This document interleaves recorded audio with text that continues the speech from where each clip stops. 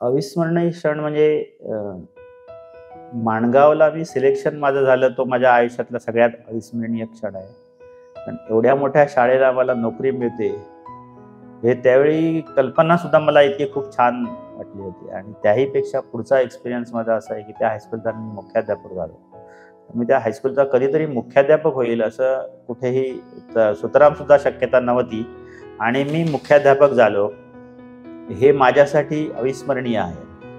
त्याचबरोबर माझं अप्रूव्हल ज्यावेळी म्हणजे मराठे साहेबांनी केलं, हे अप्रूव्हल करत असताना डायरेक्ट परिवीक्षाधीन कालावधी म्हणून ज्यावेळी दिलं, त्यावेळी माझा जो आनंद झालाय तो अजूनही मी विसरू शकत नाही.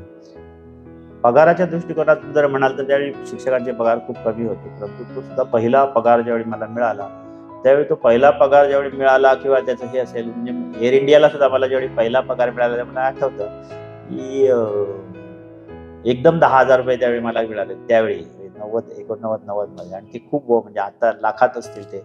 तर ते पैसे मिळाल्यानंतर मला इतका त्यावेळी मी खूप हे व्हायचो की आम्हाला काय गरिबी काय असते ती माहिती होते.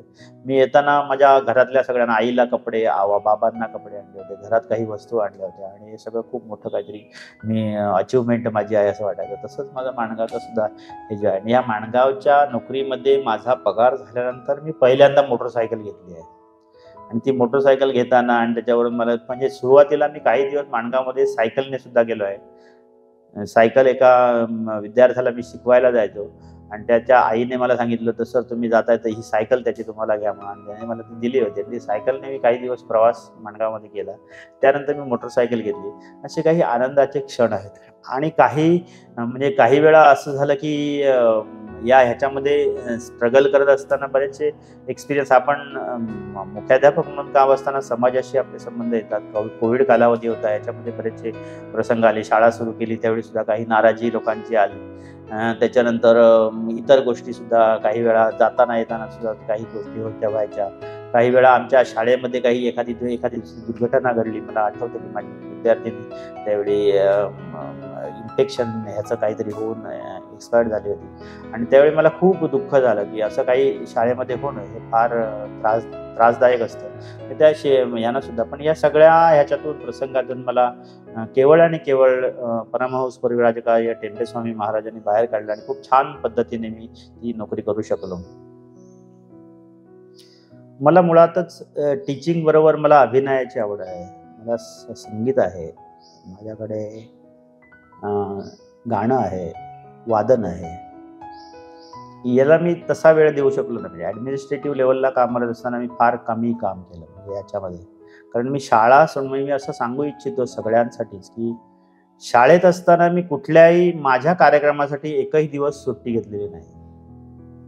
शाळेत असताना मी कुठल्याही माझ्या कार्यक्रमामुळे शाळेत जाऊन, मला आठवतं की माझा नाट्यप्रयोग 25 जानेवारीला एकदा राज्य नाट्य स्पर्धेला जय जय गौरीशंकर नावाचं नाटक होतं माझं, आणि ते मी राज्य नाट्य स्पर्धेला घेऊन गेलो होतो, ज्याच्यामध्ये मला निळू फुलेंच्या हस्ते अभिनय गुणवत्ता मिळालं औरंगाबादला.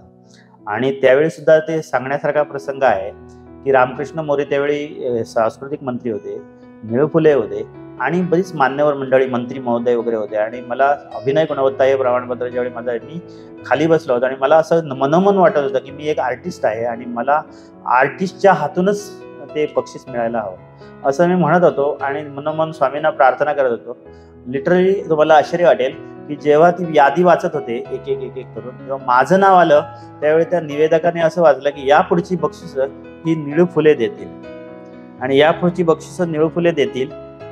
आणि त्यामुळे ही निळू फुले देतील हे म्हटलं, मला इतका आनंद झाला की मी ते घ्यायला गेलो आणि लगेच निळू फुलेंच्या हस्ते ते घेण्यासाठी गेलो. त्याचा फोटोग्राफ सुद्धा एका फोटोग्राफरने काढला आणि तो मला लगेच तयार करून दिला. आणि तो माझ्या दृष्टीकोनातून खूप आनंदाचा क्षण होता. हे सगळं अभिनय म्हणजे नाटक जय जय गौरीशंकरमध्ये मी नारद केला, त्यानंतर भावतोची देवमध्ये मी एकनाथ केला, त्याच्यानंतर गीतागाती ज्ञानेश्वरमध्ये ज्ञानेश्वर केला, शाबास बिरबल शाबासमध्ये बिरबल केला. आणि या नाटकांचे प्रयोग मी जवळजवळ संपूर्ण महाराष्ट्रामध्ये 30-40 प्रयोग मी केले.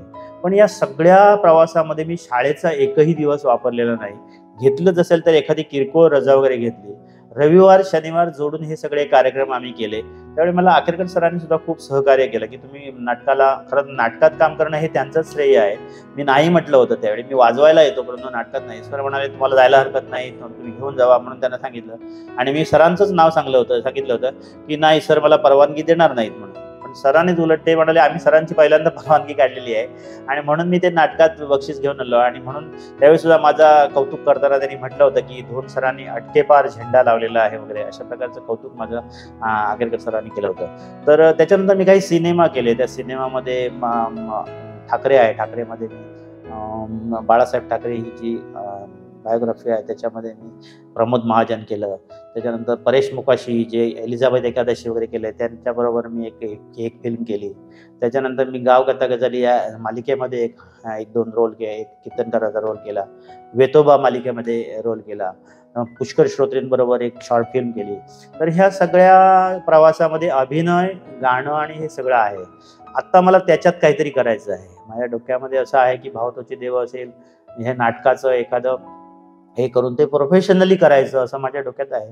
ते प्रोफेशनली करणं आणि त्याचबरोबर माझा आध्यात्मिक कीर्तन हा विषय माझा नेहमीच सुरू असतो. महाराष्ट्रभर मी हजारो कीर्तनाचे प्रयोग केले. त्याच्यामुळे याच्यापुढे मी त्याच्यावर सुद्धा फोकस करेन.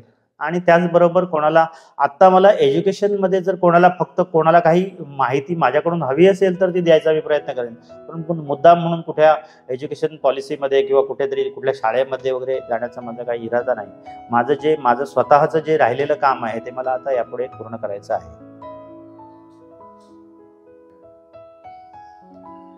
माझ्या या सगळ्या प्रवासामध्ये माझ्या कुटुंबियांचे पहिल्यांदा आभार माने. माझी आई आहेत, माझे बाबा, मला दुर्दैवाने माझे बाबा हे सगळं माझं वैभव बघायला नाही, कारण ते 92मध्येच गेले. जेव्हा मी 91-92ला मानकुलीला होतो त्यावेळी ते गेले. त्याची खंत आहे मला की त्याने हे सगळं आमचं कोणाचंच वैभव बघायला ते नाही आहेत. पण बाबांनी आम्हाला खूप मोटिवेट केलं. माझी आई आहे, आज ती 83-84 वर्षाची आहे. तर या आईने मला खूप प्रोत्साहित केलं. आईने त्यावेळी आम्हाला खडतर प्रवासातून इतकं सगळं BSc पर्यंतचं शिक्षण देणं आणि त्यावेळी काही परिस्थिती पण आमची नव्हती ते दिलं. आणि त्याच्यामुळे तिचे खूप मोठे उपकार, आईचे उपकार मानून नाही खरं तर ती करतच असते. आईचे नेहमीच उपकार असतात. त्याचबरोबर माझी भावंड आहेत. मोठा भाऊ माझा आहे जो आज संगीत क्षेत्रामध्ये आहे. त्याच्या मार्गदर्शनाखाली मी संगीतसारखा विषय शिकलो. माझा मधला भाऊ आहे तो मला इतर सगळ्या गोष्टी नेहमी मदत करत असतो. आणि सगळ्यात महत्त्वाची म्हणजे माझी सौभाग्यवती आहे. तिने मला खूप खूप खूप म्हणजे तिचे आभार मानावे तेवढे थोडे आहेत.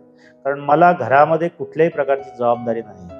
मी अगदी प्रामाणिकपणे सांगू इच्छितो की बऱ्याच याच्यामध्ये आपण विनोद सुद्धा करतो की बायकोचं ऐकतो, अशी नको हे करतो. ते विनोद सुद्धा मी ऐकले की मला वाटतं की माझं हे काहीतरी माझं वेगळं आहे. म्हणजे फार जुन्या चित्रपटामध्ये अगदी घरात असणारी एक स्त्री दाखवायची की जी अगदी क्वचित बोलायची आणि कामं सगळी करायची, तशी माझी सौभाग्यवती आहे. ती सतत मशीनसारखी काम करत असते. मला कुठल्याही प्रकारे काहीही करायला लागत नाही. म्हणजे लिटरली मी माझ्या जागेवर बसलो जर एखाद्या दिवशी माझ्या काय ते कार्यक्रम आहेत तर ते मला नाश्ता, जेवण, चहा, पाणी सगळं येतं. कुठल्याही प्रकारे मला इतका बाहेर मी फिरत असतो पण मला कुठेही त्रास नाही आहे. रात्री केव्हाही अपरात्री मी येतो, केव्हाही आलो तरी सुद्धा मला जेवण, कारण माझ्याबरोबर आलेल्या मित्रांना, आलेल्या सगळ्या लोकांना खूप चांगल्या प्रकारे आदर तिथे ठेवणं ही माझ्या घरातली माझी सौभाग्यवती करते. त्यामुळे मला ह्या सगळ्या गोष्टी करता आल्या. म्हणजे मग तुम्ही बाहेर जाता तर मग घराकडे लक्ष नाही, माझ्या मुलांकडे सुद्धा मला लक्ष द्यावं लागलं नाही. आणि देवाच्या कृपेने मुलं सुद्धा आज माझी खूप चांगल्या पद्धतीने म्हणजे माझी मोठी मुलगी आता पुण्याला जॉब करते.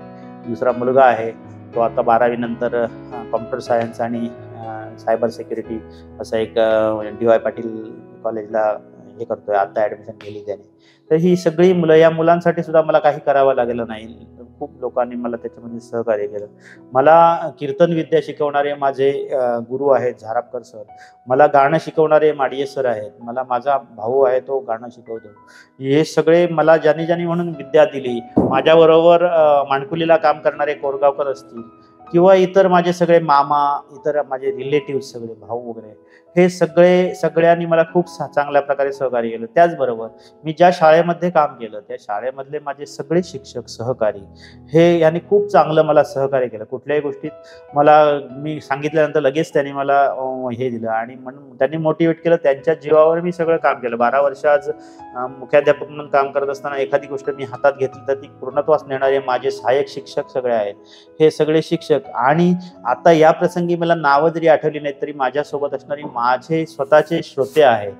हे माझ्यावर खूप प्रेम करतात. आज सुद्धा माझं म्हणजे काल आता युट्यूबला कीर्तन गेलेले तर 25,000 व्ह्यूज आहेत जवळजवळ 4 आठवड्यामध्ये. तर हे सगळे बघणारे माझे श्रोते आहेत. कीर्तन, माझं गाणं, माझी सगळी प्रोग्रेस आणि याच्यावर माझ्यावर प्रेम करणारी अनेक माणसं आहेत. यांच्या कृपा आशीर्वादाने माझ्या सगळ्या सहकारी, माझे सगळे स्टाफ मेंबर्स, शिक्षक, शिक्षकेतर कर्मचारी यांना मी या निमित्ताने या तुमच्या माध्यमातून धन्यवाद देतो. मला टेंबे स्वामींच्या कृपेने आणि या सगळ्यांच्या आशीर्वादाने खूप चांगली सर्व्हिस करता आली. 30 वर्षाची प्रदीर्घ सेवा करून मी उद्या 31 ऑगस्टला निवृत्त होतोय. पुन्हा एकदा सगळ्यांना मी धन्यवाद देतो.